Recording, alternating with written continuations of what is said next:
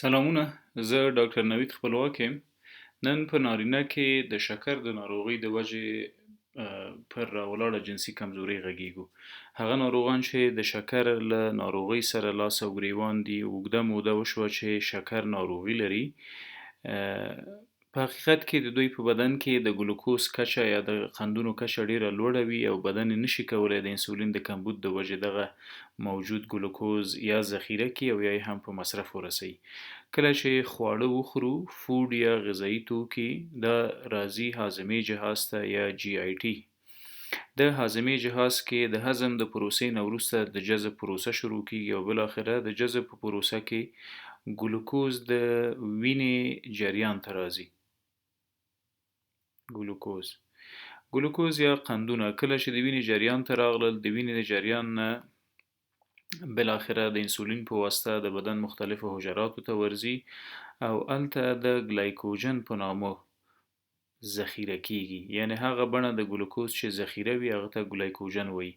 دغه ذخیره د څه شي په واسطه کیږي؟ د انسولین په واسطه. انسولین څه ده؟ انسولین یو هارمون ده چې د پنکریاس د غدې نه ترشح کیږي او وظیفه یې هم د همدغه ګلوکوز څارل دي چې که احیانا د وینې په جریان کې زیات شي نو راوړي یې لړمون یا ینې ته، همدارقم عضلاتو ته مسل سلز او ورسره شحمي حجراتو ته یا اډیپوسایټس هغو ته یې راوړي او بالاخره د ګلایکوجن په شکل یې ذخیره کوي. کله چې دوباره ضرورت شو نو همدغه پنکریاس غده د ګلوکوګان په نامه بل هارمون ترشح کوي او نوموړی ګلایکوجن اخلي، بیرته یې په ګلوکوز باندې تبدیلوي. د څه شي په واسطه؟ د ګلوکوګان د هارمون په واسطه.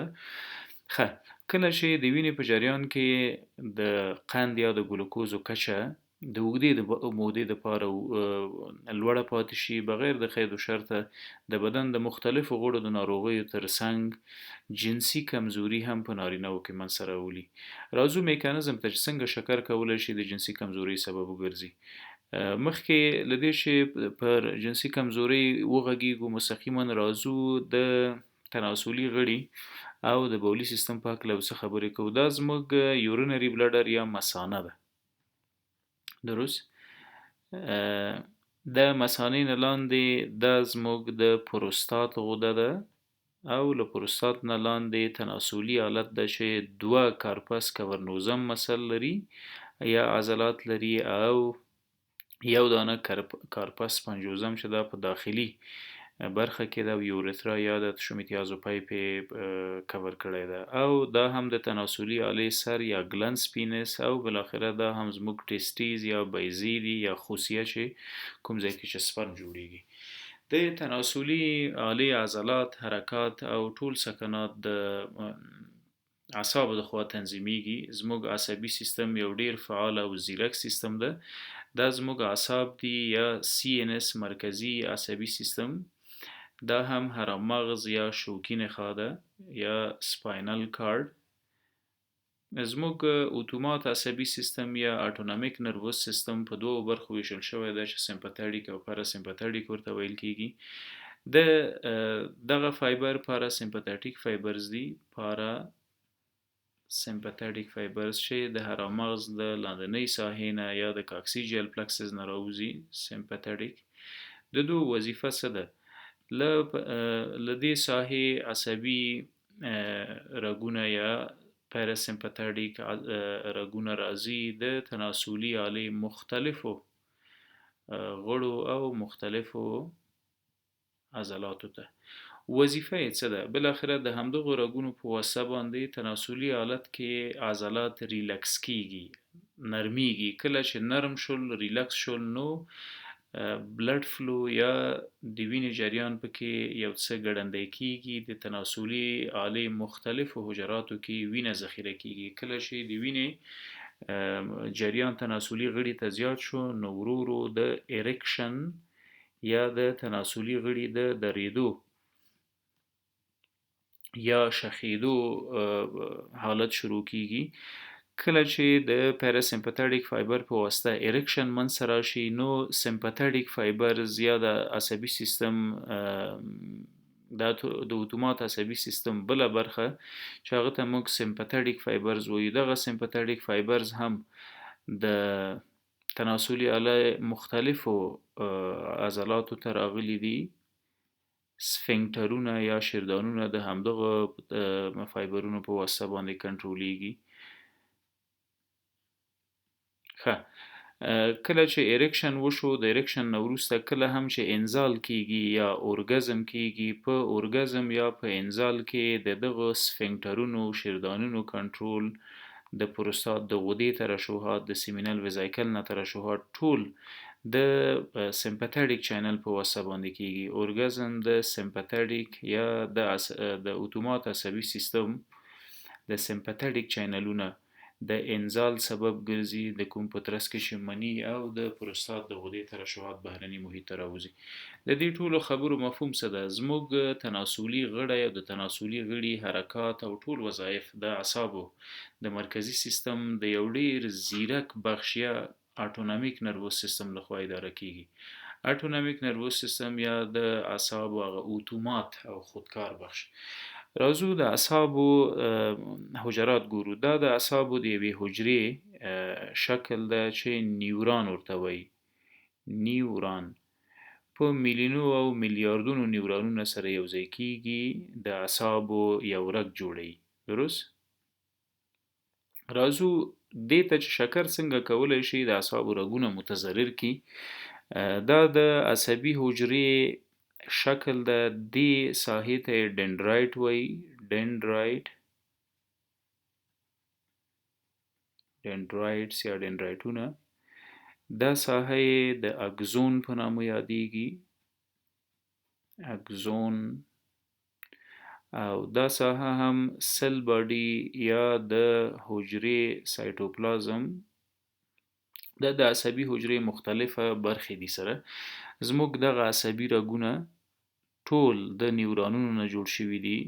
په داخل د تناسلي غړي کې هم چې څومره کوچني د اعصابو رګونه دي، هغه د دغه نیورانونو د جوړښتونو نه د نیورانونو د یوځای کېدو نه بالاخره سره جوړیږي.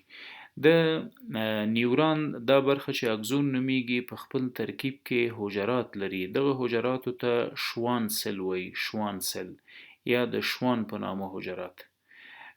د دغه شوان حجراتو یوځای کېدل د مایلن په نامه شیټ جوړوي. مایلن شیټ وظیفه څه ده؟ د انګیزو انتقال باید په اګزون کې ډیره په چټکۍ سره وشي.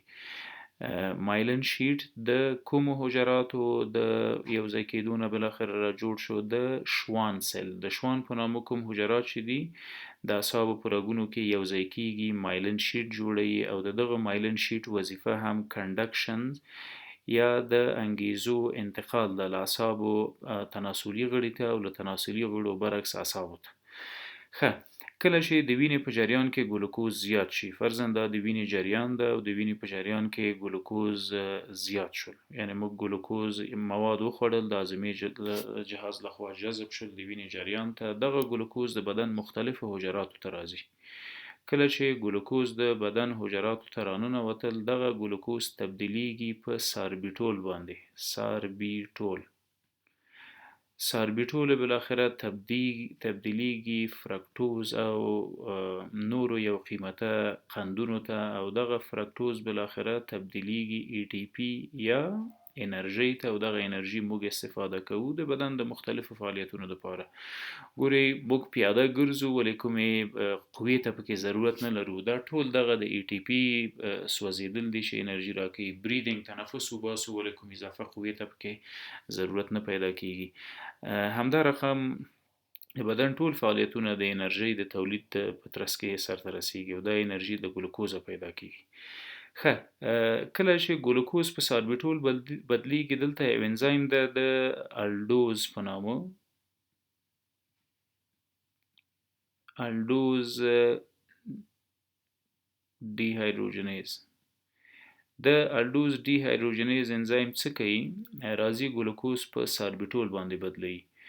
د ساربیټول بدلیدل چې کله په فرکتوز باندې کیږي، دلته د ساربیټول کاربوکسیلیز په نامه یو انزایم د پروسه سرته رسوي. د شوان حجرات، دغه حجرات چې د شوان په نامه یادېږي، مخکې مو هم ورته یادونه وکړله، شوان سیلز، دوی په خپل جوړښت کې یا په خپل ترکیب کې دا انزایم نه لري کوم چې ساربیټول په فرکتوز باندې تبدیلوي. نو همدغه وجه ده چې د وینې د جریان نه ګلوکوز راځي د شوان حجراتو ته راننوځي او په دې حجراتو کې د ساربیټول نه د فرکتوز تبدیلیدل نه کیږي. کله چې ساربیټول په داخل د حجراتو کې پاتې شي، له بیرون نه اوبه راکش کوي. څومره هم چې په اکسترا سلولر کمپارټمنټ کې اوبه وي، دغه اوبه راننوځي حجراتو ته او د شوان سیلز د حجراتو د مرګومیر سبب ګرځي. دغه مرګومیر ته هایپر اسمولر سیل ډیث وایي. نو کله چې د وینې په جریان کې قندونه زیات شي، دغه قندونه د اعصابو د حجراتو نیورونونو ته راځي. په نیورونونو کې د اګزون په برخه کې چې کومه حجره موجوده ده هغه ته شوان سیل ویل کیږي. په شوان سیل کې د ساربیټول نه وروسته فرکتوز نشي جوړېدلی، ځکه هغه انزایم چې فرکتوز جوړوي نه ده پکې موجود، او همدغه سبب ګرځي چې ساربیټول ذخیره کیږي په شوان سیل کې. د ساربیټولو خاصیت دا ده چې له بهرني محیط نه د حجرې له بهرني محیط نه اوبه راکش کوي.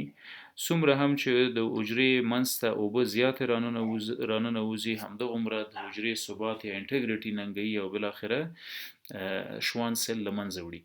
کله چې په دغه حجراتو کې موجود نیورونونو کې شوان سیلز یا د شوان حجرات له منځه لاړل، نو انګیزې له عصبي سیستم نه، له مرکزي عصبي سیستم نه لاندې محیط یا پینس یا تناسلي آلت سره په سمه توګه نه تبادله کیږي. همدا ده چې د شکر په مریضانو کې تناسلي غړی په سمه توګه نه دریږي، اختلال د نعوز لري. که په سمه توګه ودریږي نو د اوږدې مودې دپاره اریکشن یا دغه شخوالی حرکت نه کوي، او که چیرې هم شخوالی د اوږدې مودې دپاره پاتې شي نو د دوی انزال ډیر زر منځته راځي چې هغه ته موږ پریمچور ایجاکولیشن وایو. دا ټول د شکر د عدم کنټرول نه منځته راځي. که چیرې موږ شکر په سمه توګه کنټرول نه کړو، پرهیز ونه کړو، ورزش ونه کړو او د دواګانو د شکر له دواګانو یا د اورل هایپوګلایسیمیک ایجنټس نه په منظمه توګه استفاده ونه کړو، دغه عصبي رګونه او په منځ کې موجود نیورونز یا عصبي حجرې او د هغو په منځ کې موجود شوان سیلز د ګلوکوز د لوړوالي د وجې په وینه کې له منځه ځي، هایپر اسمولر ډیث منځته راځي او انګیزې په سمه توګه د دې په نتیجه کې نه انتقالیږي، نه له تناسلي غړي اعصابو سیستم ته او نه د اعصابو مرکزي سیستم نه د تناسلي غړي ته په سمه توګه انګیزې راځي. نو همدا ده چې د اریکټایل ډسفنکشن یا د ای ډي یا په نارینه‌و کې د جنسي کمزورۍ سبب ګرځي. مننه.